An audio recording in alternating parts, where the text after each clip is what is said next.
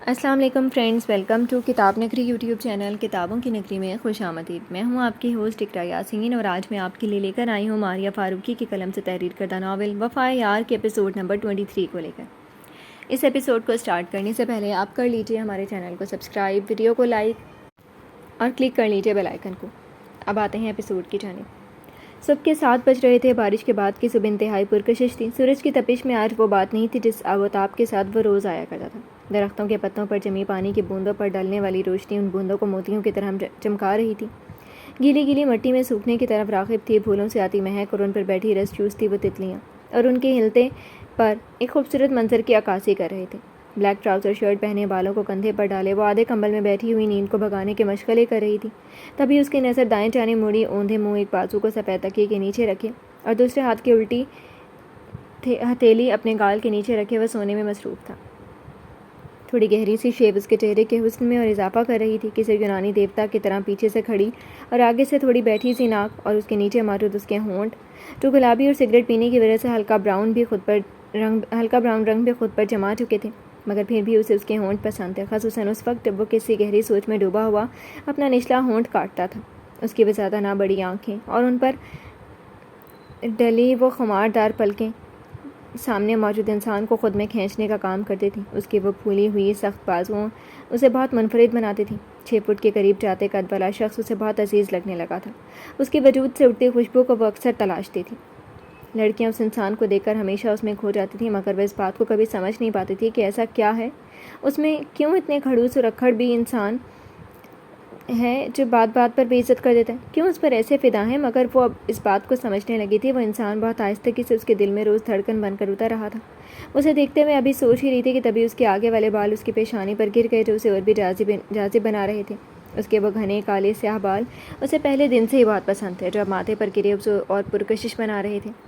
آیتل نے لب کاٹتے ہوئے اپنا ہاتھ آہستگی سے آگے بڑھایا اور اس کے ماتھے پر آئے بال پیچھے کیے۔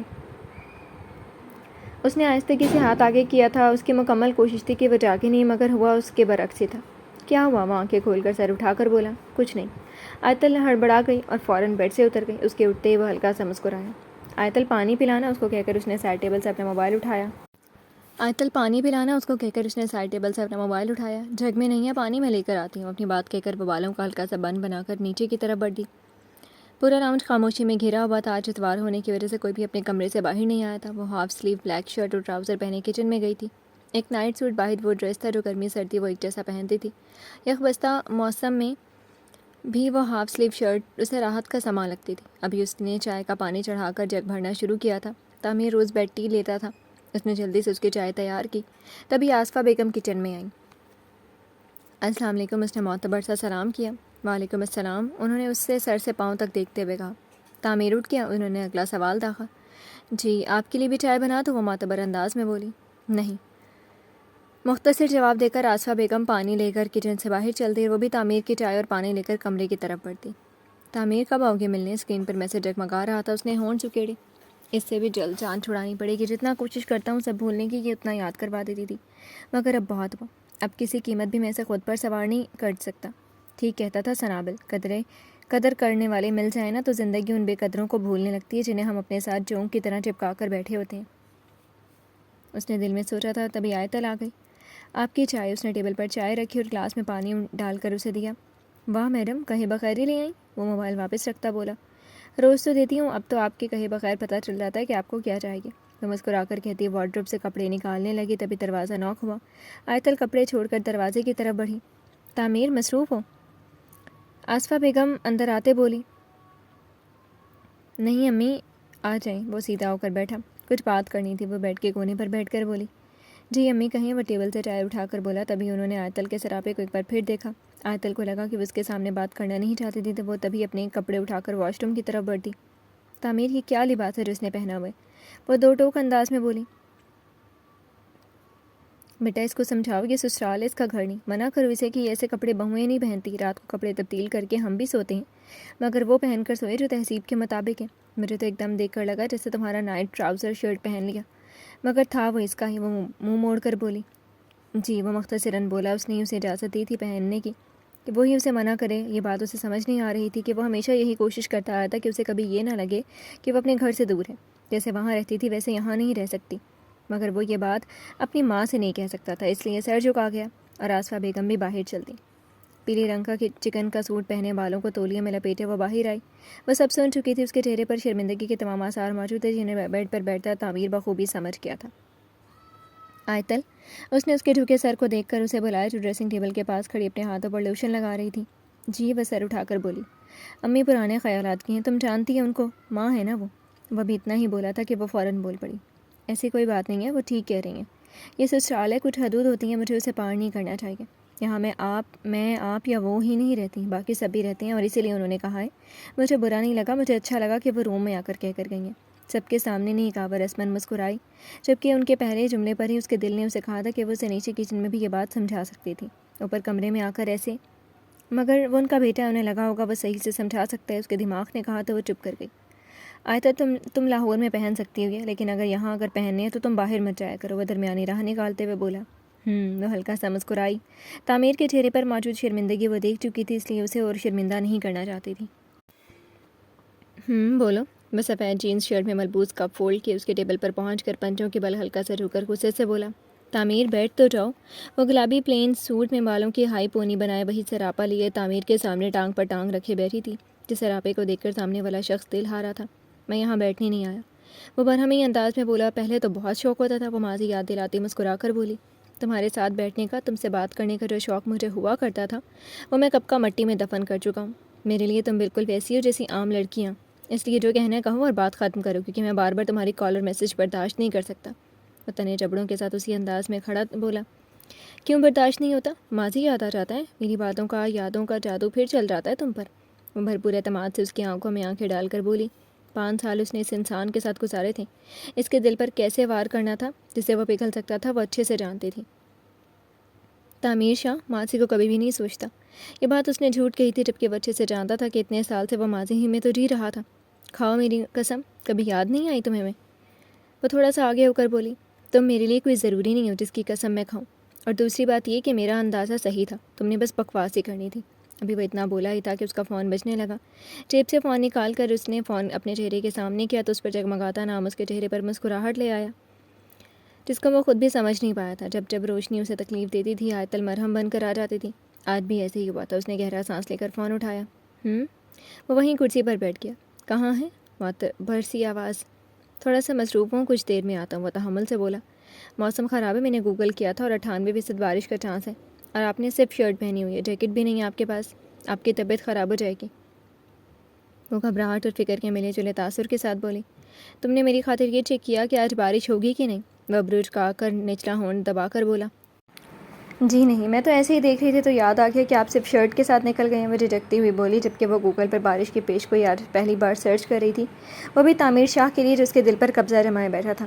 تعمیر کو کچھ ہوگا تو آیتل ہے اسے سنبھالنے کے لیے، آیتل اسے کبھی اکیلا نہیں چھوڑ سکتی۔ قہر آلود نگاہ سامنے بیٹھے انسان پر ڈال کر وہ نگاہیں پھیر گیا، مگر من جانب کے ہوش و حواس اس کی بات سن کر اڑ چکے تھے۔ جی نہیں، آپ میری وجہ سے بیمار نہیں ہوں گے اس بار، اس لیے میں کوئی تیمارداری نہیں کروں گی، وہ کھلکھلا کر بولی۔ سر میں میرے درد ہو، رونے تم لگ جاتی ہو، اور بیمار کی تیمارداری نہیں کرو گی آیتل؟ دونوں باتیں ایک ساتھ سیٹ نہیں ہو رہی۔ میں اگر گھر آ کر بات کرتا ہوں جلد ہی نکل جاؤں گا، بارش سے پہلے ہی تمہارے پاس آؤں گا۔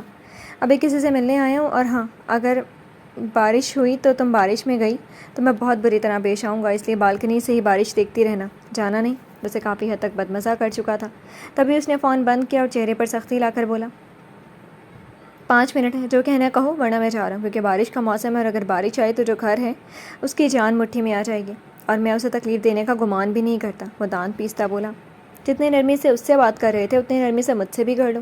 اس نے اعتماد سے ایک اور ضرب لگائی۔ وہ میری بیوی ہے، وہ سرختی نگاہ ڈالتا چبا کر بولا۔ تم مجھ سے محبت کرتے ہو تعمیر، میں تمہاری جان ہوں، اور تم اس 2 ٹکے کی لڑکی کو اس جگہ پر۔ ابھی وہ اتنا ہی بولی تھی کہ وہ چہرے پر سختی لا کر ایک دم سے کھڑا ہو کر چیخا۔ اوقات میں رہو، کیا ہو تم؟ کیا نہیں، بہت اچھے سے جانتی ہو تم خود بھی، مجھے مجبور مت کرو کہ تمہیں یاد کرواؤں کہ تم خود کیا ہو۔ سمجھ آئی؟ میں جان لے لوں گا تمہاری اگر تم نے ایک لفظ بھی اس کے بارے میں کہا۔ 2 ٹکے کی وہ نہیں، تم ہو جو شادی شدہ ہو کر کسی غیر مرد سے محبت کا دعویٰ کر رہی ہو۔ اس سے زیادہ گھٹیا ہونا کیا ہوگا کہ اپنا گھر تو سنبھال نہیں سکی اور چلی ہو کسی اور کا گھر خراب کرنے، اور کسی کے شوہر کے سامنے اپنی 2 ٹکے کی گھٹیا محبت بتانے۔ وہ اس پر چینک کر اپنے گلاسز اٹھا کر باہر کی طرف بڑھا، مگر وہ بھاگ کر اس کے سامنے آ گئی، بیچ کے پاس بنا یہ کیفے اس کا ہمیشہ پسندیدہ تھا، مگر آج اسے اس جگہ سے کوفت محسوس ہو رہی تھی۔ میری محبت 2 کی نہیں ہے، اس کو گالی مت دو، وہ کہرا کر بولی۔ تمہاری کسی غیر مرد کے لیے محبت 2 کی نہیں ہے تو کسی کی محرم، کسی کی بیوی تمہارے لیے 2 کی ہے؟ افسوس ہے تمہاری سوچ پر۔ وہ سرنفی میں ہلاتا آگے بڑھا کہ وہ دوبارہ اس کے آگے آ گئی۔ اچھا ٹھیک ہے، مگر کچھ وقت رک جاؤ، میری بات سن لو۔ کتنے دن میں نے انتظار کیا، کیسے پل پل گزارا، تم سوچ بھی نہیں سکتے۔ کس کرب سے گزری تمہیں اندازہ بھی نہیں۔ روز گھنٹوں فون کو دیکھتی تھی کہ اب کرو گے تم کال، رپلائی۔ اب بتاؤ کہ تم آ گئے ہو اسلام آباد، میں ملنے آ سکتی ہوں، مگر تم تو میسج دیکھ کر چھوڑ دیتے تھے۔ کل جب تم نے کہا کہ تم کل ملو گے تو تمہیں یقین نہیں آئے گا، تم ساری رات نہیں سو سکی۔ میں کیا کیا سوچا تھا، کیا کہوں گی، مگر میرا تعمیر ایسا تو نہیں تھا۔ وہ تو مجھے آن لائن دیکھ کر میسیجز کی بوچھاڑ کر دیتا تھا۔ میں جانتی ہوں جو میں نے کیا وہ ناقابل تلافی ہے، مگر پلیز تعمیر، ایک بار مجھے معاف کر دو، ایک چانس دے دو، ایک بار اپنا لو جیسے تم مجھے چاہتے تھے، اس سے کہیں زیادہ میں تمہیں چاہوں گی، پلیز۔ اس کی آنکھوں میں آنسو تھے جو اس کے دل کو جھنجھلا رہے تھے۔ جو بھی تھا وہ جتنا بھی مضبوط تھا، مگر وہ تو وہ تھی جسے اس نے دل سے چاہا تھا، جس کے خاطر وہ خود کو بھی قربان کرنے سے گریز نہیں کرتا تھا۔ میری عزیز ترین چیزوں میں، لوگوں میں آپ سب سے اوپر آتے ہیں۔ اسے آیت کا جملہ یاد۔ معافی؟ وہ تمسخرانہ ہنسا۔ تمہیں پتہ ہے میں ہر بات ثبوت اور وثوق سے کرنے والا، ہر بات پر ثبوت مانگنے والا، تمہاری بے وفائی، تمہاری ناانصافی، بے ایمانی، جھوٹ، فریب، دھوکے پر محض اس لیے ایمان لے آتا تھا کیونکہ میں تمہیں اپنے وجود کا حصہ سمجھتا تھا، اور مجھے لگتا تھا کہ انسان اپنے وجود کو، اپنے آپ کو تباہ نہیں کر سکتا۔ مگر میں بھول گیا تھا کہ اکثر سانپ اسی کو ڈس لیتے ہیں جنہوں نے اسے اپنی آستین میں پالا ہوتا ہے، اور تم بھی وہی سانپ تھی اور چلی ہو معافی مانگنے۔ میں محض ایک مینڈک تھا جس کو تم بچھو نے ندی پار کرنے کے لیے استعمال کیا، اور ندی کنارے پہنچتی تھی تم نے مجھے ڈس دیا اور یہ ثابت کر دیا کہ ڈنگ مارنا بچھو کی عادت نہیں، فطرت ہے۔ کس چیز کی معافی؟ کس گناہ کی معافی مانگو گی تم؟ محبت میں بھی اگر قانون ہوتے، اس کی بھی اگر عدالت لگتی، سزا اور جزا کے فیصلے ہوتے، تو یقیناً سب سے بدترین سزا پانے والے اشخاص میں سب سے پہلا نام تمہارا ہوتا۔ مگر افسوس ایسا کوئی قانون ہے ہی نہیں، مگر تمہارا جانا میرے لیے خوشی کا باعث ہے۔ میں گناہ کی دلدل میں تھا، اللہ تعالیٰ کو رحم آ گیا مجھ پر، اس سے مجھے نکال دیا اس گند سے۔ اس کے چہرے پر قہر آلود نگاہ ڈال کر آگے بڑھ گیا۔ تعمیر، اس نے جاتے تعمیر کا ہاتھ پکڑا، اپنے ہاتھ پر اس کا لمس محسوس کرتی اسے ایک زوردار جھٹکا لگا۔ آئندہ میرا ہاتھ مت تھامنا۔ اپنا ہاتھ ہٹا کر اس کو وارننگ دیتا ہوا بولا۔ اس ہاتھ کو تھامنے کا ہی تو حق مانگ رہی ہوں، وہ گڑ گڑانے والے انداز میں بولی۔ میں یہ بات آخری بار کہہ رہا ہوں مس، جو بھی نام ہے آپ کا، میں شادی شدہ ہوں اور اپنی بیوی سے بہت محبت کرتا ہوں۔ میرے وجود پر، میرے دل پر محض اس کا حق ہے۔ جیسے اس کا نام تک میرے نام کے بغیر ادھورا ہے، ایسے میں تعمیر شاہ اس لڑکی کے بغیر خاک برابر ہوں۔ اپنی کئی بات پر اس پاٹ ہو گیا تھا، جس کا اقرار وہ خود کے دل و دماغ تک کو نہیں کرنے دیتا تھا، آج وہ اپنی زبان سے کر گیا تھا۔ اور اب نہ مجھے کال کرنا، نہ ملنے کی کوشش کرنا، ورنہ میں کیا کروں گا تم سوچ بھی نہیں سکتی۔ تم نے بس میری محبت دیکھی تھی، اب نفرت دیکھو گی جو یقیناً برداشت نہیں کر سکو گی، اس لیے رابطے کا سوچنا بھی نہ۔ تنے جھبڑوں کے ساتھ کہتا وہ آگے بڑھ گیا، باطل زور سے گرجا۔ میں کبھی رابطہ نہیں کروں گی، بس یہ بتا دو کیسے محبت ہوگی تمہیں اس سے؟ جو کہتا تھا اس سے صرف ایک سی محبت ہے، جو عشق ایک سے حلال ہے کہ باتیں کرتا تھا، جو کہتا تھا ایک کو ہی دل میں جگہ دیں، وہ کیسے دوسری سے محبت کر گیا؟ کس وثوق سے وہ اعتراف کر گیا؟ وہ پھیکے سے انداز میں پیچھے سے بولی، وہ جاتا وجود ایک دم سے رکا۔ محبت؟ مجھے اس لفظ سے نفرت سی ہو گئی تھی، مگر پتہ ہے اس کے آنے کے بعد مجھے پتہ لگا مجھے جو تم سے تھا اس کا تو کوئی نام ہی نہیں تھا۔ محبت اتنے پاک لفظ کو میں ہمیشہ ایک ناپاک رشتے میں تلاشتا آیا۔ محبت تو ہوتی ہی محرم سے ہے، مگر پتہ ہے یہ بات مجھے اکثر سمجھائی گئی، کبھی میرا دل بتاتا تو کبھی دماغ، مگر میں انا پرست زبان کا پکا انسان کبھی سنتا ہی نہیں تھا، ہمیشہ کہتا نہیں ایسا نہیں ہے، مگر پھر آہستہ آہستہ اس نے مجھے فرق سمجھائے ہی نہیں، دکھائے تھے۔ میرے سر درد پر وہ ساری رات جا کر میرا سر دباتی ہے، اور پتہ ہے اس کی اس حرکت پر مجھے تم یاد آئی تھی کہ جب بھی میں نے تم سے کہا میرا سر دکھ رہا ہے، اور تم اس پر کہتی تھی تو تمہارا سر دکھ رہا ہے، میرا نہیں، اس لیے چپ بیٹھو، یہ نہ ہو کہ تمہاری وجہ سے میرا بھی سر دکھنے لگے۔ اس نے اس کے چہرے کی طرف دیکھ کر اسپاٹ انداز میں کہا۔ روشنی اس کی طرف دیکھتی ہی رہ گئی تھی۔ میرے بیمار پڑ جانے پر وہ راتوں کو سونا بھول جاتی ہے، جبکہ جب تم ساتھ تھی اور میں بیمار ہو جاتا تھا تو تم رابطہ ہی منقطع کر دیتی تھی۔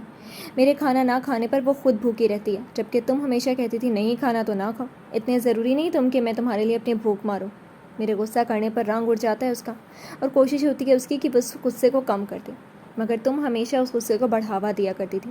جب وہ کوئی غلطی کریں تو وہ میری آنکھوں میں دیکھ کر بات نہیں کرتی، اور نہ اپنی غلطی کو میرے سر پر مسلط کرتی ہے۔ وہ غلط ہے تو وہ اقرار کر لیتی تھی، جبکہ تم، اس نے ایک سرد آہ بھری، میرے ساتھ چلنے کے لیے، مجھ سے باتیں کرنے کے لیے بہانے ڈھونڈتی ہے۔ ضروری نہیں لگتا اسے کوئی اور میرے آگے میری باتوں سے، خواہشوں سے اکتا نہیں جاتی۔ وہ میرے ہوتے ہوئے وہ کسی اور کو توجہ نہیں دیتی۔ مجھ پر بات پر وہ یہ ثابت نہیں کرتی کہ اس کی زندگی میں مجھ سے بھی زیادہ کوئی ضروری ہے۔ میری خاطر وہ کرتی ہے جو اس نے کبھی سوچا بھی نہیں ہوتا۔ میری خاطر وہ اپنی پسندیدہ ترین چیزوں کو ترک کرنے میں وقت نہیں لگاتی۔ میرے پریشان ہونے پر وہ میرے لیے ایک معصوم سی بچی بن جاتی ہے۔ میچور ہو کر بھی میچور حرکتیں کرتی ہے تاکہ میرا موڈ ٹھیک ہو جائے۔ پتہ ہے وہ ہے جس سے میری زندگی کا حسن برقرار ہے۔ یہ مت سمجھنا کہ میں اسے تم سے کمپیئر کرتا ہوں۔ تم اس قابل ہی نہیں ہو کہ تمہیں تعمیر شاہ کی بیوی سے کمپیئر کیا جائے۔ وہ ہے جس نے اس تعمیر کو بدلا ہے، اس کو تکلیف میں دیکھ کر راحت پہنچانے کی کوشش کی ہے، اور میرے خیال سے اتنا کافی ہوتا ہے کسی ظرف والے انسان کے لیے۔ اور رہی بات ایک سے محبت کی، تو میں نے ایک سے ہی محبت کی ہے۔ ہاں، یہ قصور ہے میرا کہ تمہارے میرے بیچ موجود اس ناپاک تعلقہ میں محبت جیسے پاک اور خوبصورت لفظ سے مخاطب کرتا آیا ہوں، جس کی معافی پتہ نہیں میرے اللہ مجھے دے گا بھی کہ نہیں۔ اس نے بھگو کر طنز کا تیر چلایا تھا۔ ایسے ہوئی ہے مجھے اس سے محبت۔ تم کہیں تھی ہی نہیں، تم بس ضد تھی یا پتہ نہیں کوئی گناہ کی سزا تھی۔ اب تم جا سکتی ہو، کیونکہ اس سے زیادہ میں تمہیں کچھ نہیں کہہ سکتا ہوں، اور یقیناً تم میں اتنی ہمت ہوگی بھی نہیں۔ سلگتی قہر آلود نگاہ اس پر ڈال کر وہ اپنی گاڑی کی طرف چل دیا، جبکہ وہ سلگتی نگاہ سے اسے دیکھتی رہ گئی۔ جی تو فرینڈز، کیسی لگی آپ کو آج کے ایپیسوڈ؟ کمنٹ سیکشن میں ضرور بتائیے گا۔ پھر حاضر ہوں گے ناول کے نیکسٹ ایپیسوڈ کے ساتھ۔ تب تک کے لیے اجازت دیجیے۔ شکریہ، اللہ حافظ۔